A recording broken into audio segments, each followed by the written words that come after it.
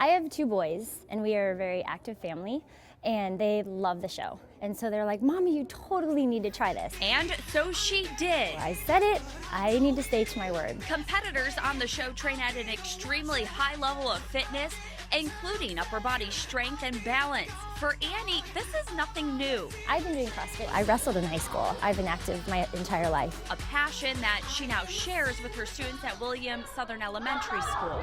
5, up, 6. Being a PE teacher, I preach that you need to be active, and so I get up and I, do the workouts with the kids. I am not your American Ninja Warrior. But these students and her own kids know she's got what it takes. My mom's American Ninja Warrior. She'll probably make it if she wants. She'll be really happy if she gets on there and makes it. These students already training with her as if she's made it. I'm going to tell her that she has to work out more so she can be stronger. I figure I put myself out there, and so it's the best that I can do. So if they pick me, awesome. And if not, I at least hopefully inspired somebody else to do something that they want to do.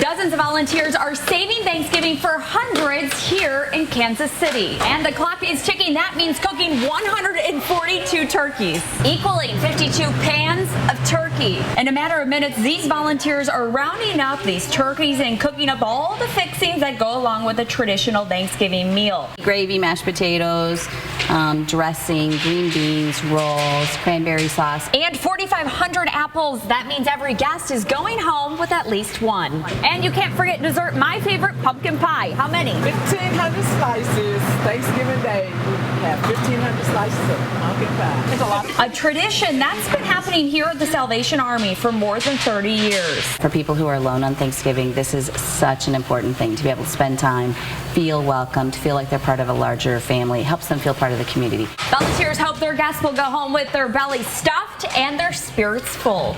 In Kansas City, I'm Allison Bruder reporting for the Now KC.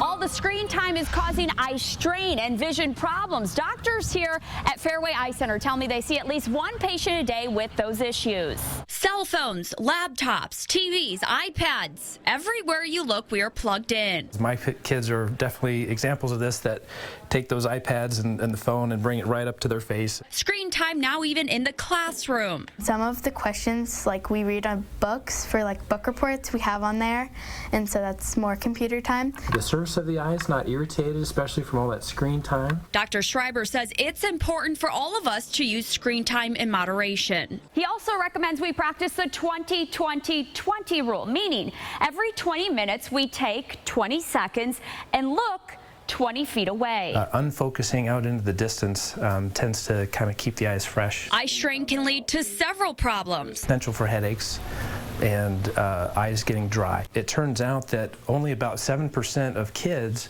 get an eye exam before first grade. HDKCR. Good job, awesome. Fortunately for Sydney, her eyes are doing very well. Even though Sydney's seeing great and having no problems, she's getting into the office, she's hearing conversations about, diet and about how what we eat affects our eyes. Cindy learning at a young age the importance of getting a yearly eye exam. I'm very thankful because I know there's people out there who can't see at all, and I think it's just something we do take for granted, but we shouldn't. Eye screenings are great, and they do a good job of picking up on some things, especially nearsightedness if they're having a hard time seeing, the board, but turns out that we're not looking at the board nearly as much. Doctors tell me that more than 70% of eye problems go undetected in eye screenings. In Fairway, I'm Allison Bruner, 41 Action News. As we continue to chase the crown here in Toronto, we wanted to see what the city has to offer when it comes to food, so we stopped by the Holy Chuck. You were going to help us make some poutine, right? Poutine. How do you pronounce it? It's pronounced poutine, and it Poutine. comes from Quebec. It's pretty simple. It's French fries with a handful of cheese and melted with gravy. That's a And that's poutine. poutine. That's a poutine. That's poutine. It's almost ready. They are also famous for their flavorful burgers. George is cooking me up a burger they call the Big Bad Wolf. Nobody else does this. We take mustard, and we're gonna cook the mustard. 2 beef patties, 3.5, 4 ounces each. Put a nice piece of cheese, and then we caramelize onions, and we're just gonna make a bird's nest. Wow. And that's what we call a big bad wolf. So we use a local ice cream place. Finally, something to top off our sweet tooth. Nice scoop of ice cream on there.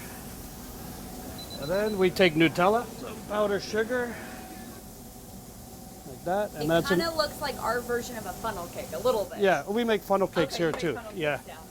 But we put Nutella on our funnel cake. So that's just that, like that. Looks delicious. The Nutella and Delicious. Holy Chuck is also well known for their shakes. Take a look at this. This is a bacon, sea salt, and fudge shake. And let me just tell you, it's delicious. In Toronto, I'm Allison Bruner reporting for 41 Action News.